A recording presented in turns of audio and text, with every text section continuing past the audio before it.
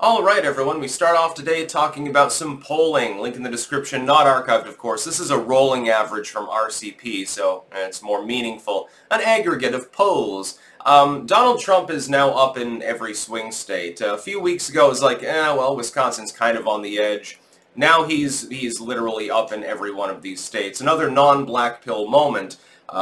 If you are up in all of the polling, so virtually all of the general polls, Trump v. Biden, Trump v. Biden v. RFK Jr.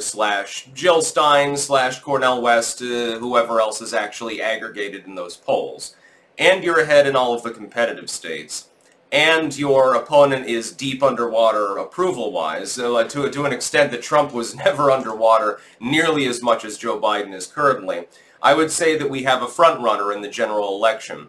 And yet there are still people that are like, well, the ballot printers will go burr. Yes, they will. Let me try to explain one last time here.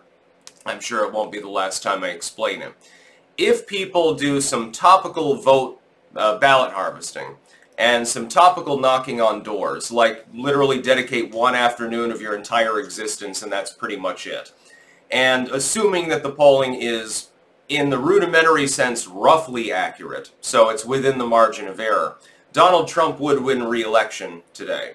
He would win Michigan. He would win Pennsylvania, potentially. That's pretty much the election right there. Georgia and North Carolina, I think, are pretty much out of the equation. I think they'll definitely go red. Basically, the hinge is Wisconsin at this point. Wisconsin and to an extent Nevada. That is not what the Democrats want to see. Biden, the other day, his team was talking about wanting to flip the state of Florida.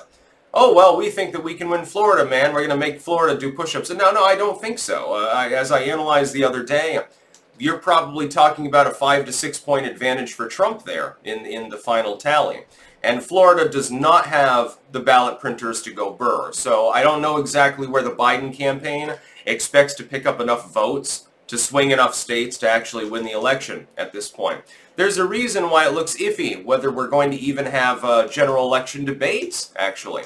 It could be, and this is probable, that the Biden campaign will say, well, come on, man, Donald Trump didn't debate his fellow Republicans, so we're not going to debate him. I don't want to justify this felonious criminal with being on a debate stage with him. That might look a little bit bad. I think that might tilt voters actually in the direction that they don't want to tilt them. Then again, of course, you're undoing some of the damage that would be done by having vegetative Biden amphetamine up on stage, having to answer questions from Donald Trump and a moderator. Be a little bit difficult. So according to these polls that I see, Biden's got nothing. Literally nothing. There's no state, no competitive state in which he's leading.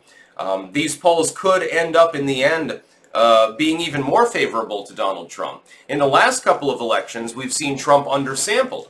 In 2016, he was 4.5 points behind on election day. He came in about 2 points behind. He still won.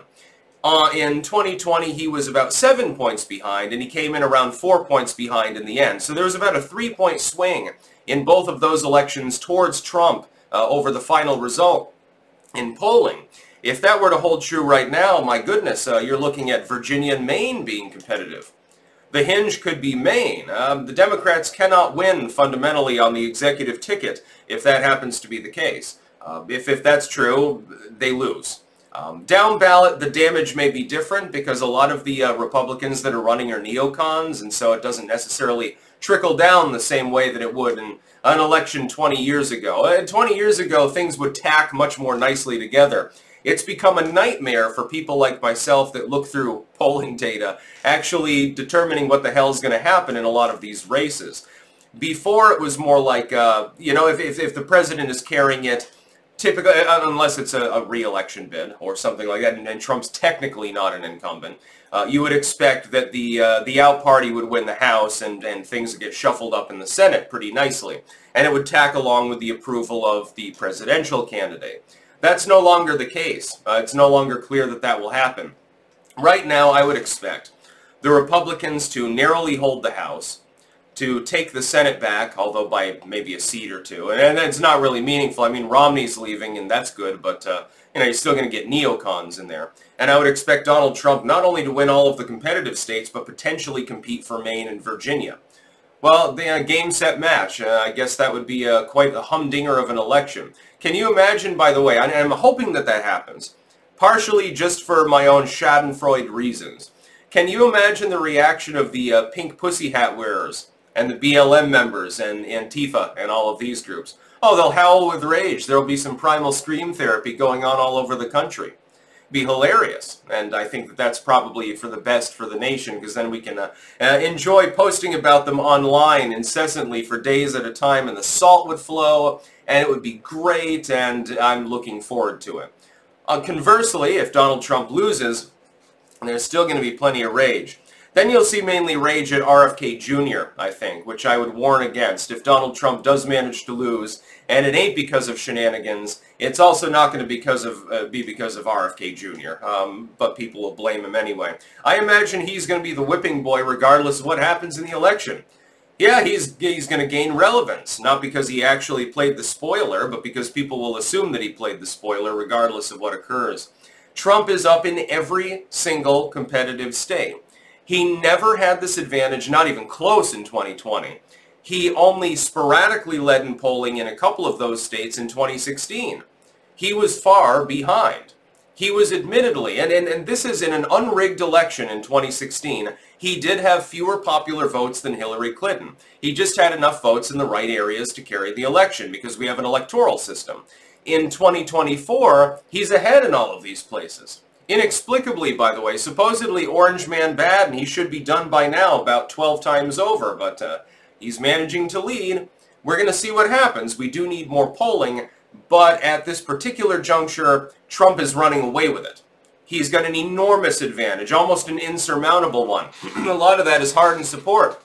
I can't imagine that somebody who's saying, well, yeah, I guess I'll back Trump because the economy sucks or the border sucks. What impetus would they have to change their mind? Do you expect the border crisis to magically resolve itself?